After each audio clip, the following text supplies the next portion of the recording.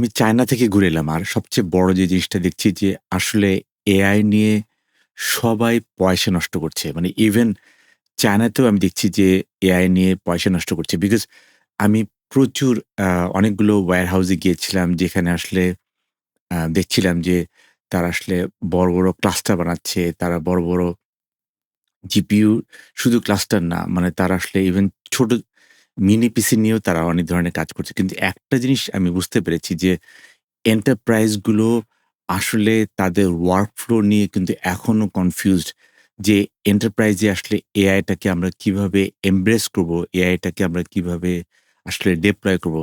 And people আর people have rights to actually confuse themselves because এই যে এআইটা ইট ইস taking so, আমি বলব যে এত ফাস্ট এটাকে গ্রো করছে। তো এইজন্য আমি মনে করি যে এই এআই নিয়ে যে আমাদের যে একটা কনফিউশন আছে এবং তার পাশাপাশি সবচেয়ে বড় যে পার্টটা হচ্ছে গিয়ে আমাদের এই ডিজিটালাইজেশন এবং অটোমেশন এবং এআই ইউসেজ এটার ব্যাপারে একটা বিশাল একটা প্রবলেম, মানে আমি বলব যে বিশাল একটা কনফিউশন আছে যে আমরা আসলে বুঝতে চাই না যে কিভাবে এআইটাকে আমরা কাজ করব, বা আমরা অনেক সময় ভাবি যে আমরা একটা ফ্রন্টিয়ার মডেল নিবো এবং ফ্রন্টিয়ার মডেলকে আমরা যেকোনো সমস্যা আমরা সমাধান, মানে যেকোনো সমস্যা তার দিকে ছুড়ে দিব।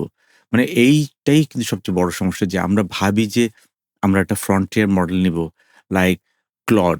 মানে এই ক্লডকে নিয়ে ক্লডের কাছে আমরা আ সব সমস্যা আমরা তাদেরকে দিব।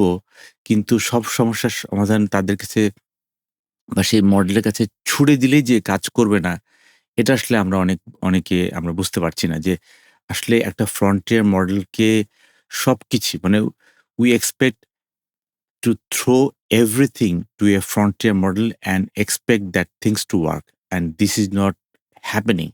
এবং সেই জায়গাটাই কিন্তু এন্টারপ্রাইজরা আসলে প্রচুর টাকা নষ্ট করছে। তো আমি যেটার জন্য বারবার বলছি যে we have to have a successful foundational ladder of digitization, automation and adoption of AI. তো আমি এটাকে এভাবে বলি যে একটা সাকসেসফুল এন্টারপ্রাইজ এআই ডেভেলপমেন্ট যদি দরকার হয় তার জন্য কিন্তু এই যে foundational ladder of initial part of digitization and then some bit of automation, যে if this then that and then the final part is the AI.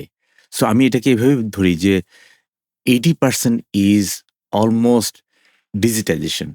মানে আমরা আসলে এখনো জানি না যে আমাদের কোন পার্টটা হচ্ছে গিয়ে ম্যানুয়াল আছে, কোন পার্টটা ডিজিটাইজেশন আছে, কোন পার্টটা অটোমেশন দিয়ে আ সমাধান করা সম্ভব।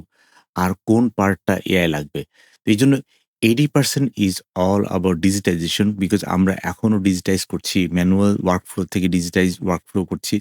That is 80%, and then the 15% would be automation, যে আমি আসলে এখানে হিউম্যান ইন দ্য লুপ, মানে এখানে আসলে হিউম্যানের যে অংশটা আছে যে ইফ দিস দেন দ্যাট, যদি এই ধরনের একটা ডিসিশন ট্রি হয়, সেই ডিসিশন ট্রিটাকে কিন্তু আমরা সেভাবে স্ট্রাকচার করতে পারি যে if this then that, or if this then that, or that, or if this plus this then that, or if this plus this then that, else that. So এই জিনিসগুলো কিন্তু 15%, এই যে automation part is 15%, and then maybe I would say 5% is AI, যেই 5% AI নিয়ে কিন্তু আমরা এত পয়সা নষ্ট করছি। So this is a the basic structure, যে আমরা আসলে ৩ টা লেভেল বলি যে কিভাবে এন্টারপ্রাইজের এআই ম্যাচুরিটি ল্যাডার আসলে কিভাবে কাজ করে। ১ম কথা হচ্ছে যে ডিজিটাল ফাউন্ডেশন, যে ডিজিটাল ফাউন্ডেশন হচ্ছে গিয়ে স্টেপ 1, যেখানে আমরা পেপারলেস রেকর্ড রাখবো। তারপর হচ্ছে গিয়ে ক্লাউড যে ডেটা ওয়্যার হাউস আছে, সেই ক্লাউড ডেটা ওয়্যার হাউস নিয়ে আমরা কাজ করব এবং তার পাশাপাশি আমাদের যে লগগুলো আছে, সেই লগগুলোকে কিভাবে ক্লিন করা যায়। So that is the part of digital foundation and that is step 1. Step step 2 হচ্ছে গিয়ে you have to be able to do the process automation. Nothing to do with AI, nothing to do with AI. So এই যে process অটোমেশনের মধ্যে we have to put structured data, we have two actually bring in rule based workflow এবং তার পাশাপাশি API দিয়ে যে trigger যে কোনটা হলে কোনটা হবে, কোনটা হলে কোনটা হবে না। তো এই যে এপিআই যে ট্রিগারটা that is also very important যেই আমরা 2nd পার্ট করব যে দ্য প্রসেস অফ অটোমেশন যেটা হচ্ছে 15%। তো আর ফাইনালি হচ্ছে গিয়ে স্টেপ 1 স্টেপ 3 হচ্ছে গিয়ে artificial intelligence, use of artificial intelligence সেখানে হচ্ছে গিয়ে কগনিটিভ টাস্ক গুলো কি, কি আছে সেটাকে আলাদা করা, তারপর হচ্ছে গিয়ে প্রেডিকশন কে আলাদা করা, তারপর হচ্ছে গিয়ে আনস্ট্রাকচারড যে ডেটা আছে, আনস্ট্রাকচারড ডেটাটাকে আলাদা করা। বিকজ দিন শেষে এই আনস্ট্রাকচারড ডেটাটাকে কিভাবে আমরা ডিল করব, this is also a part of artificial intelligence and this is wire মানে এআই এক্সেলস অ্যাট। তো এইজন্য আমি মনে করি যে এই যে ডিজিটাল ফাউন্ডেশন 80% যেখানে আমরা বারবার বলছি যে আমাদের প্রচুর পেপার রেকর্ড আছে, প্রচুর উ স্প্রেডশিট। সো আমাদের আ আ কোম্পানিতে দেখা যাচ্ছে যে কোম্পানিতে সবারই আ সবারই ল্যাপটপে হচ্ছে গিয়ে স্প্রেডশিট আছে। সবারই ল্যাপটপে তার এক্সেল শিট নিয়ে কাজ করতেছে। তারপর হচ্ছে গিয়ে ইমেইলগুলো অনেক জায়গায় আইসোলেটেড আছে। সেটাকে কিভাবে সেন্ট্রালাইজ করা যায়? তারপর হচ্ছে গিয়ে ক্লাউড ডাটাবেসটাকে কিভাবে একটা জায়গায় নিয়ে যাওয়া যায়? বিকজ দিন শেষে সিঙ্গল সোর্স অফ ট্রুথ এটা হচ্ছে গিয়ে সবচেয়ে ইম্পোর্টেন্ট ইস্যু যে কিভাবে ডেটাটাকে একটা জায়গায় নিয়ে আসা যায় যেখান থেকে সিঙ্গল সোর্স অফ ট্রুথ করা যায়। So this is the part of digital foundation that is 80%. And then process automation where we will fill in rule based tool like সেখানে আমরা আরপিএ ইউজ করব।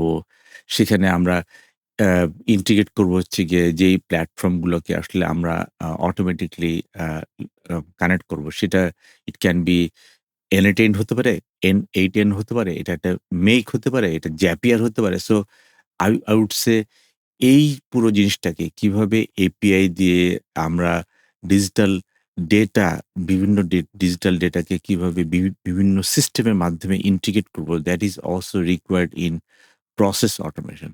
আর ফাইনালি যেখানে এআই যে 5% AI নিয়ে 5% two 10% AI নিয়ে কাজ করব, যেটার জন্য এত টাকা নষ্ট হচ্ছে। সো সেই কগনিটিভ এনহ্যান্সমেন্ট এর মধ্যে আসলে কোন জায়গাটাতে আমরা এআই ইনজেক্ট করব, যেই ফ্রিকশন পয়েন্টে যেখানে হচ্ছে হিউম্যান কাজ করত।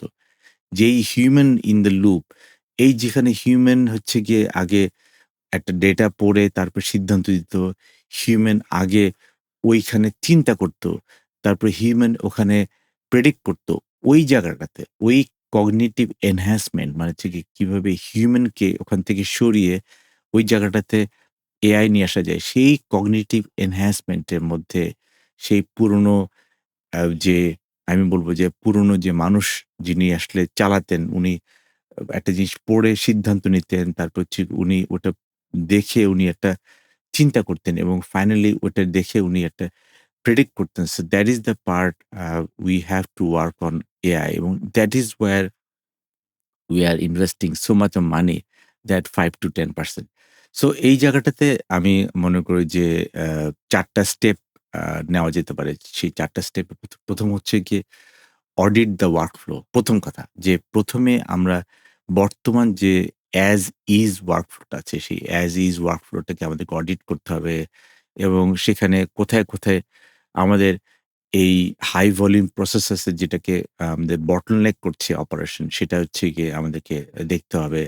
তারপর হচ্ছে গিয়ে we should be asking question যে ডেটাটা কি স্ট্যান্ডার্ড আছে? ডেটা কি সেন্ট্রালাইজ আছে? ডেটাটা কি machine readable? So that audit has to be done and finally আমি মনে করি যে অনেক এখন ডেটা আছে যেটা এখনো পিডিএফ এর মধ্যে আছে, ইমেইলের মধ্যে আছে, কাগজের মধ্যে আছে এবং সেটাকে কিভাবে আসলে digitize করা। This is the first step that we have to audit the workflow. Second হচ্ছে গিয়ে we need to work on maximizing simple rule first. মানে এটা হলে ওটা হবে, ওটা হলে ওটা হবে, ওটা হলে এটা হবে, ওটা হলে হবে।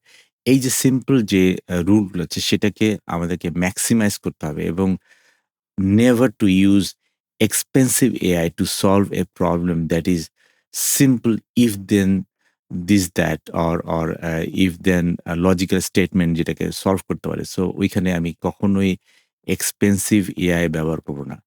তারপর হচ্ছে গিয়ে যদি একটা কম্পিউটার সিস্টেম আমরা এখানে যদি দেখি যে একটা ফিক্সড রেসিপি মানে এইভাবে, এভাবে, এভাবে, এভাবে যদি হয় যে এখান থেকে আপনার ডেটাকে পয়েন্ট A থেকে পয়েন্ট B তে নেওয়ার জন্য একটা ফিক্সড রেসিপি ইউজ করা যায় একটা কম্পিউটারে। Just use that and then deploy a standard IT deployment. তো এইটা হচ্ছে গিয়ে সেকেন্ড স্টেপ। থার্ড স্টেপ হচ্ছে গিয়ে we have to identify the cognitive friction point. কোন জায়গাটাতে আসলে হিউম্যান লাগছে। সো ওই জায়গাটাতে we have two isolate those steps. যেখানে আমাদের একজন এমপ্লয়ি ১ থেকে ৫ মিনিট সময় নিচ্ছে to read the document and then uh he has to compare the files and then making a subjective guess. এই জায়গাটাতে হচ্ছে গিয়ে আমাদেরকে ওই আইডেন্টিফিকেশনটা করতে হবে। তারপরে এটাকে হচ্ছে গিয়ে কিভাবে আমাদেরকে এই যে বর্তমান যে অংশটা আছে যে কোন জায়গাতে এআই আমি ইনসার্ট করব। এই যে হিউম্যান সরিয়ে কোন জায়গায় আমি এআই ইনসার্ট করব। সেই জায়গাটাতে যেটাকে আমরা বলি যে we have to be able to isolate the blocks where I would think that where I can do the AI insertion for the prime candidate for the prime candidate যে কোথায় হিউম্যানকে সরিয়ে আমরা আসলে AI insertion করব। So that is the third step.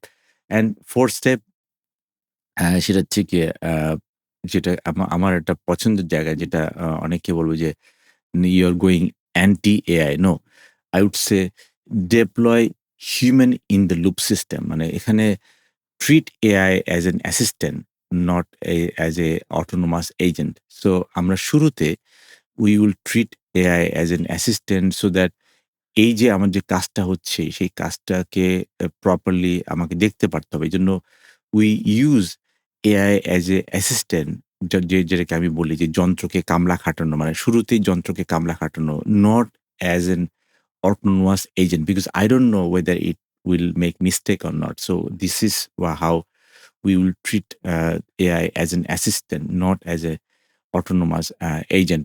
তারপর হচ্ছে গিয়ে আমরা এআই কে প্রোগ্রাম করব যাতে ও একটা ড্রাফট আউটপুট দিতে পারে। তারপর হচ্ছে গিয়ে এই একটা ট্রেন্ডিং এনালাইসিস করব যে কোথায় প্রজেক্টটা ট্রেন্ডিং এনালাইসিস হচ্ছে এবং তারপরে হচ্ছে গিয়ে ক্যাটেগরাইজ আ করব যে কিভাবে এআইটা আসলে এই জিনিসটা কাজ করতে পারে। So that is we have to think of. And then finally I would say যে এই যে এআই এর যে কাজটা আমি আনতেছি যে 10% বা 5% যে কাজটাতে সেখানে এই হিউম্যান লেয়ারে যে ভ্যালিডেশন পার্ট সেই হিউম্যান লেয়ারে ভ্যালিডেশন পার্টে আসলে কোন জায়গাটাতে আসলে আমরা হিউম্যান রাখবো সেই ভ্যালিডেশন পার্ট এবং সেই যে হিউম্যান লেয়ারটাকে আসলে আমাদেরকে ফিগার আউট করতে হবে যে সব জায়গাতে আমরা এআই দিব কিনা because this is the thing I would work on.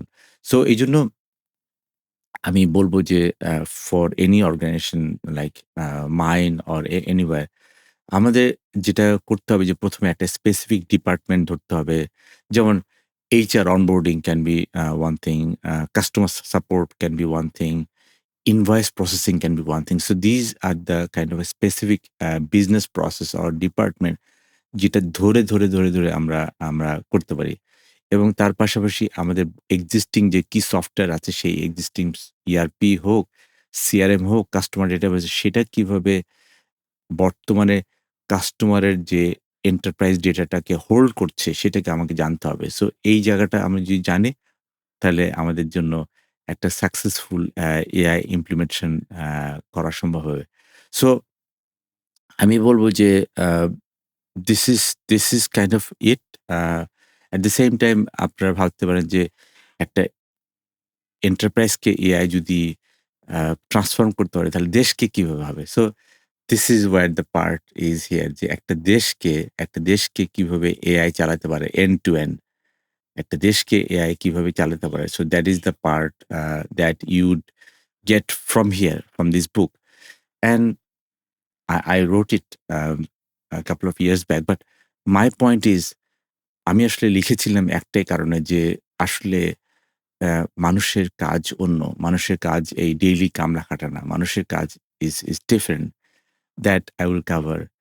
in another episode.